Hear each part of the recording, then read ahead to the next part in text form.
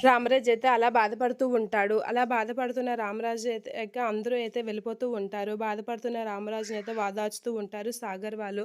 జనాలందరూ అయితే వెళ్ళిపోతూ ఉంటారు. అది చూసి రామరాజు, వేదవతి వాళ్ళైతే కృంగిపోతూ ఉంటారు. శ్రీవల్లి వీళ్ళందరూ అయితే అలా చూస్తూ బాధపడుతూ ఉంటారు.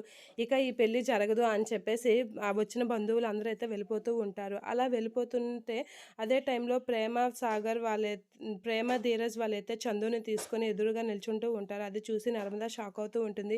ఇక ధీరజ్ అయితే చందుని దగ్గరుండి తీసుకొని వస్తారు ప్రేమతో సహా. అలా దగ్గర నుంచి తీసుకొని వచ్చి రామరాజు ముందైతే నిలబెడుతూ ఉంటాడు. ఇక రామరాజు అయితే "నువ్వు కూడా నన్ను ఇలా మోసం చేస్తావని అనుకోలేదురా! ఛీ! అందరూ నన్ను ఆళ్ళిద్దరిలాగే నువ్వు కూడా నన్ను మోసం చేశావు" అని అనేసరికి "లేదు నాన్న, నా చుట్టూ ఒక కుట్ర జరిగింది.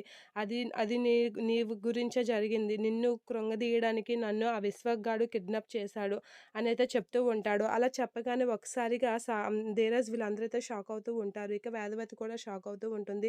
ధీరజ్ గాని లేకపోతే నేను ఇప్పటికి చనిపోయేవాడిని. నా ప్రాణాలు పోయేవి అని చెప్పేసి అంటూ ఉంటాడు. ఆ మాటలకి ఒకసారిగా రామరాజు షాక్ అయ్యి అలా చూస్తూ ఉంటాడు ధీరజ్ కసి. ఇక వేదవతి అయితే అలా ధీరజ్ కసి చూస్తూ ఉంటుంది. ఇక ధీరజ్ అయితే ఏం జరిగిందో చెప్తూ ఉంటాడు.